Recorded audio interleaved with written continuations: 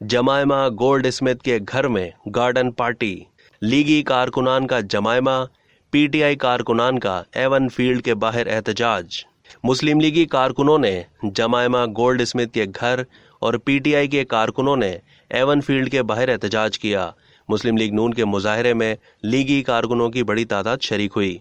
मुस्लिम league के मुजाहरे के मौके पर इलाके में अमन व अमान कायम रखने के लिए पुलिस की नफरी भी मौजूद रही।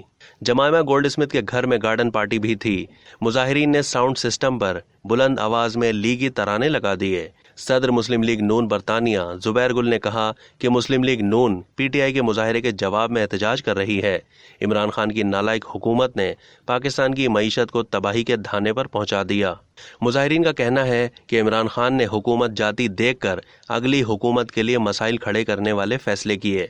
इमरान खान लॉन्ग मार्च करके मुल्क में अफरा तफरी पैदा करना चाहते हैं। दूसरी जानिब नवाज शरीफ की रिहाइशगाह एवन फील्ड पर एहतजाज के लिए पीटीआई के कारकुन हाइड पार्क में जमा हुए। शुरा की जानिब से नारेबाजी की गई। एहतजाज के शुरा ने कहा, हुकूमत फौरी तौर पर इंतखाबात की तारीख का ऐलान करे। पाकिस्तान में अगली हुकूमत भी पीटीआई की ही होगी। अब तक के लिए इतना ही। मजीद मालूमात के लिए डेली जंग के यूट्यूब चैनल को सब्सक्राइब करना ना भूलिए और फेसबुक के पेज को भी लाइक करना ना भूलिए।